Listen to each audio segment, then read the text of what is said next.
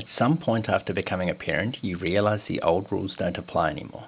Not just training rules, life rules. The rules about when you wake up, how much energy you have, what focus feels like, what silence feels like, even what a good day looks like. Before kids, a good day might have meant ticking boxes, hitting numbers, getting through a plan exactly as written. After kids, a good day often just means everyone ate, slept, and nobody melted down too hard. And training is always the first place this shift shows up, because suddenly the rules you used to follow, train hard, train long, stick to the plan, don't miss sessions, start working against you instead of for you. You try to train the same way you used to, and instead of feeling stronger, you feel frustrated, behind, like you're constantly failing a standard you can't meet anymore. And for a while, you tell yourself it's a discipline problem. You think, I just need to be tougher. I just need to wake up earlier.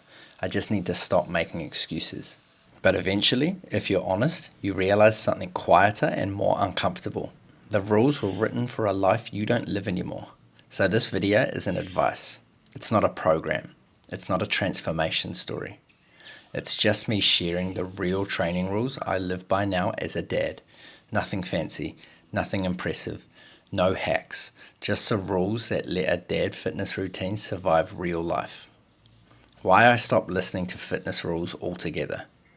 For a long time, I thought I needed better discipline, better planning, better structure, more willpower. I thought if I could just get organized enough, motivated enough, strict enough, everything would click. But the truth was simpler and harder to accept. Most fitness rules are written by people who don't have to stop mid-set to help a kid, who don't have to abandon a session because someone didn't sleep, who don't have to carry the background mental load of being responsible for another human all day.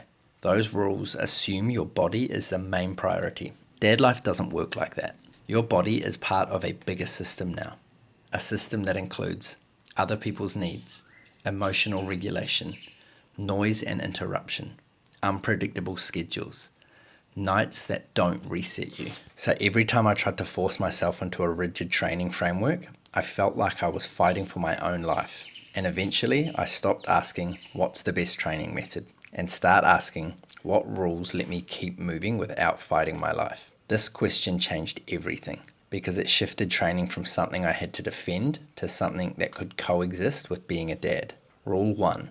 Training must reduce stress, not add to it. This is the first rule and the most important. If training adds stress to your day, it won't last. It doesn't matter how effective it is on paper. It doesn't matter results somebody else got from it. It doesn't matter how hardcore it looks. As a dad, you're already holding a lot. Responsibility, noise, decision making, emotional regulation, constant interruption. Your nervous system is already doing overtime. So my training has one job now. It has to settle me. That doesn't mean it's always easy. It doesn't mean it's always gentle. But it does mean that when I'm done, I feel more grounded, not more fried. If I finish a session and feel tense, rushed, or behind, that session didn't help me, even if it technically made me fitter. This single rule eliminated a huge amount of internal resistance, because once training stopped feeling like another thing I had to survive, it became something I could return to. This is where my dad fitness routine became sustainable. Rule 2. Consistency beats sessions. I don't measure training in workouts anymore. I measure it in days I moved. Some days that movement looks like a hang in a doorway, crawling on the floor, a few slow squats, carrying something awkward. Other days it looks like more. I stopped ranking these days as good or bad. Movement happened or it didn't. And if it happened, that day counts. This matters more than it sounds, because the moment you start judging days, you introduce guilt. And guilt kills consistency faster than anything else. When you're a dad, there will be days where you're tired before noon. Plans change. The best you can do is 5 minutes. If your rule says that doesn't count, you slowly teach yourself that most days are failures. And people don't show up for things that feel like they're failing at. So I removed the judgment. Movement happened. That's enough. Over time, those small days stack into something real. That's how dad fitness routines survive weeks, months, years. Rule 3. The floor is my gym now. One of the biggest changes I made wasn't physical. It was psychological. I stopped thinking of training as something I go to and started treating it as something that lives where I already am. The floor, the doorway, the backyard, the park, the space my kid is playing. When training requires leaving your life, it becomes optional. When it lives in your life, it becomes normal. I don't wait for ideal conditions anymore. I don't wait for silence. I don't wait for equipment. I work with the space that exists. This shift removed friction, because friction is the real enemy of consistency, not lack of motivation.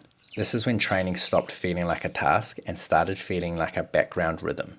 That's when a dad fitness routine actually sticks. Rule 4, energy comes after movement, not before. This one took me years to learn. I used to wait until I felt ready, more energy, more motivation, a clearer head, a better mood. That moment rarely comes. Now I move first, not intensely, not heroically, not to prove anything, just enough to change my state. A slow hang, a short walk, a few breaths, gentle movement through stiff joints. Movement creates energy. It doesn't require it. This rule alone eliminated a lot of "I'll do it later" thinking. Later almost never arrives when you're a parent, but 5 minutes right now often does. Rule 5, my kid is not an interruption.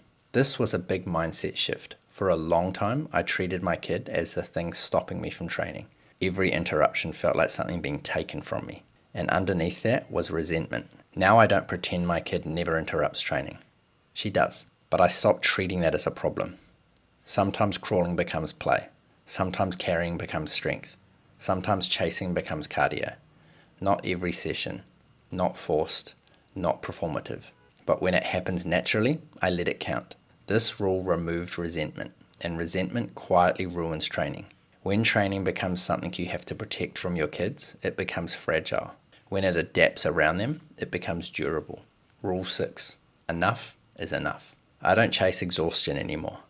I stop when I feel done, not when the plan says I should, not when the timer runs out, not when a number is hit, because tomorrow matters more than today. This rule keeps me moving through weeks and months, not just short bursts of effort. It's how a dad fitness routine survives long term. You don't need to win today.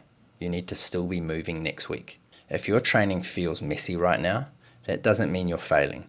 It probably means you've outgrown old rules. You don't need more discipline. You need rules that respect your life. If movement feels hard, start smaller. Lower the bar. Let it live where you already are. That's how strength becomes part of your day again. If you ever want a bit of structure that fits this way of living, the Skill Builder bundle below exists exactly for that.